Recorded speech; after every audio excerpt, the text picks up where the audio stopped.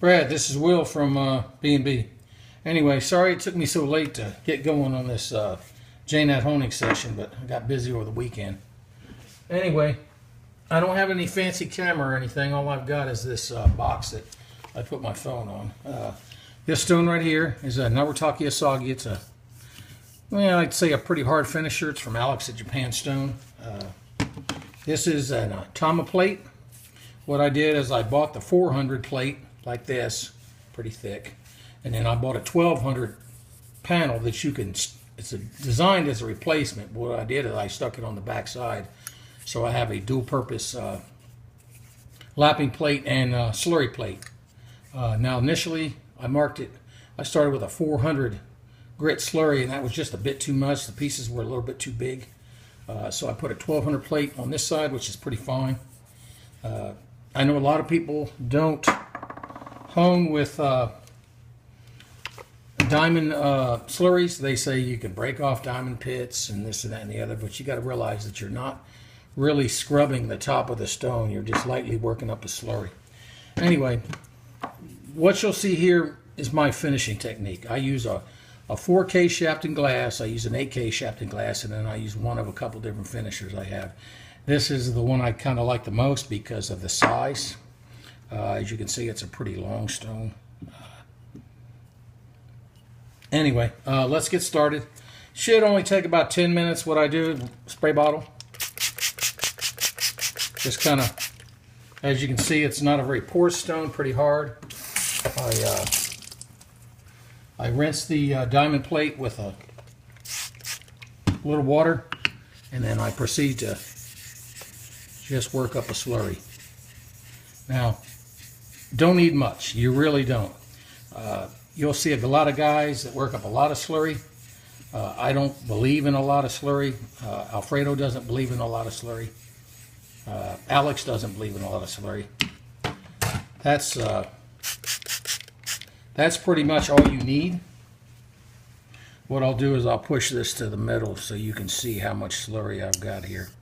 Now that seems like a lot. Pretty thin though, so it won't take me long to work it down. Now what I do is I always push the slurry to one end. Not a lot of pressure here. You got to understand the biggest thing with honing is pressure. You're not sharpening a knife. So what you want to do is I start off with a couple sets of circles. Don't really count them. I think probably 20 or 30 or percent. But anyway, I won't do a lot of talking during this, so you can kind of concentrate on what the slurry looks like and how it rides up on the blade. This is a Boker King cutter, pretty much shave ready, but what I'll do is show you how I finish, and I pretty much do this on all my stones. I start off with a light slurry on the 4K, then I rinse it clean, then I finish kind of like I'm finishing on a finishing stone. 8K no slurry, finisher with a little bit of slurry. Anyway, let's get this thing going and see what we got here. Like I said, I start with little circles.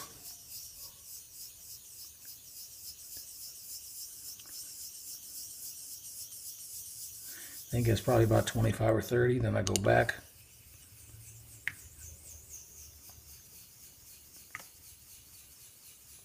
Now what you want to concentrate on is ensure you're pushing an even amount of slurry all the way across the blade. You don't want it kind of up like this where you're skipping her down like this.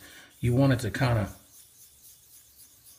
ride across, and you want to push it all at the same time. Now, a couple sets of circles there, then I pretty much just do strokes. Now, as you can see, since this is previously shave ready, you'll see how the blade is undercutting on the stone. Undercutting means the water is riding up on the edge of the razor. Very little pressure. I mean, I'm just holding onto it with 2 fingers. If I was guessing, I'd say somewhere around maybe a pound of pressure. You want to do this for not a very long time. I mean, this is not a caudicle. Some cauticles are slow. Some cauticles are fast. I actually started on a caudicle. Didn't have much luck with it. Found out later on that it was the wrong kind of stone. I should have started with a easier caudicle. Now, as you can see, I don't know whether you can see it or not in the camera, but I can tell, the slurry is already darkened some.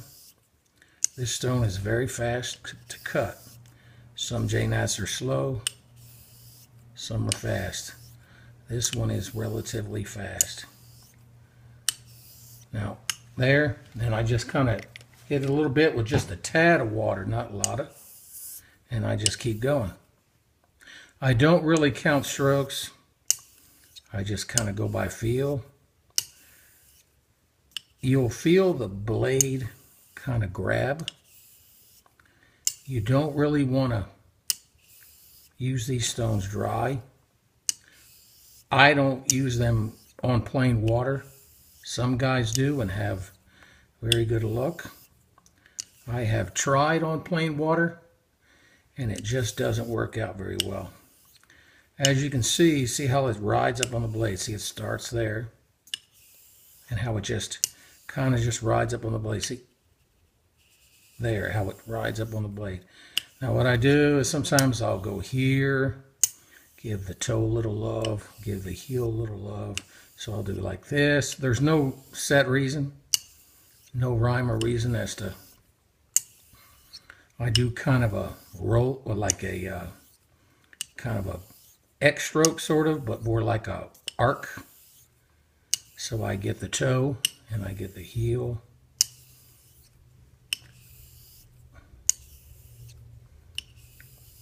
You want to keep the slurry wet.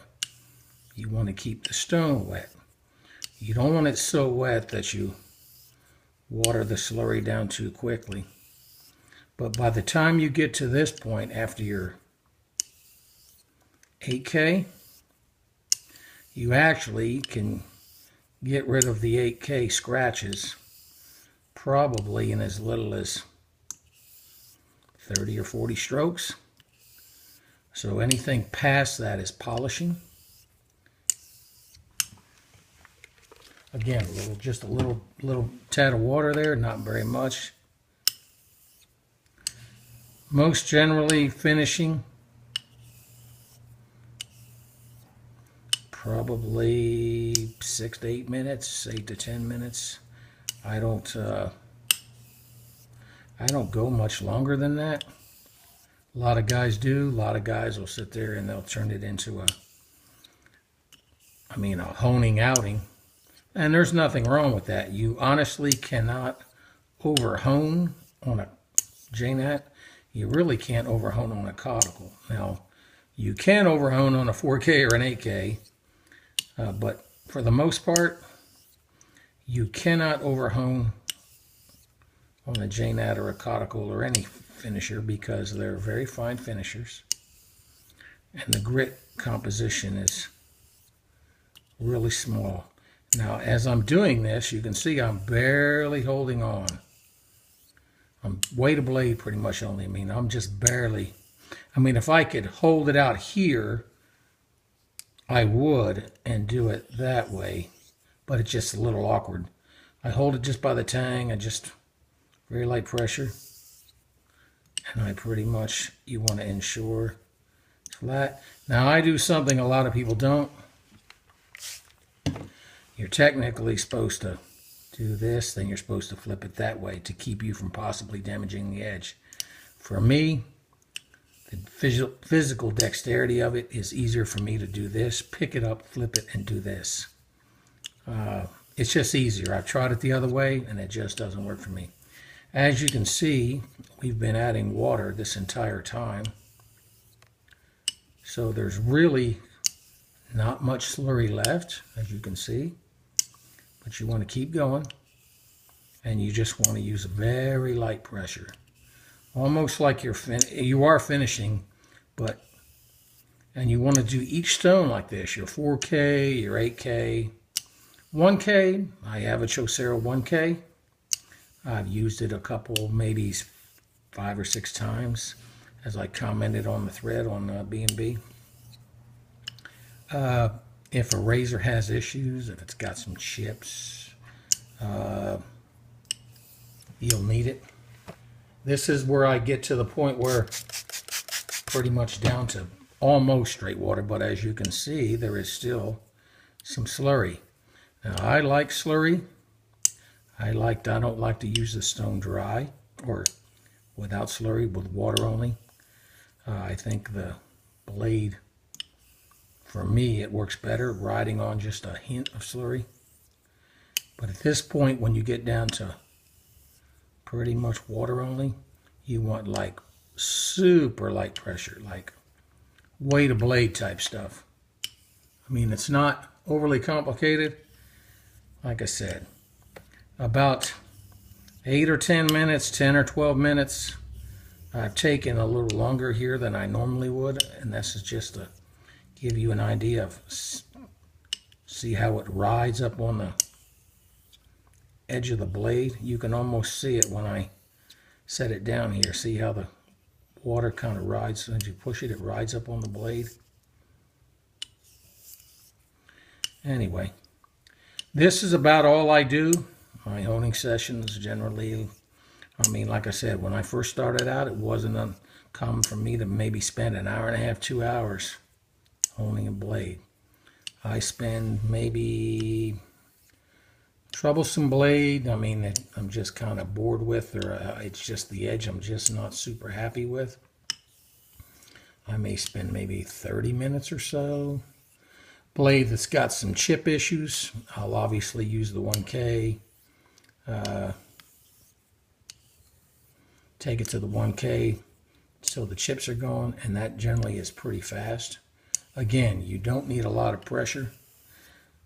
Let these stones do their work. All stones, no matter whether Naniwa, Shapton, you know, whatever synthetic stones you use, they all are pretty good. Norton, I've never had Norton. I've used Naniwas.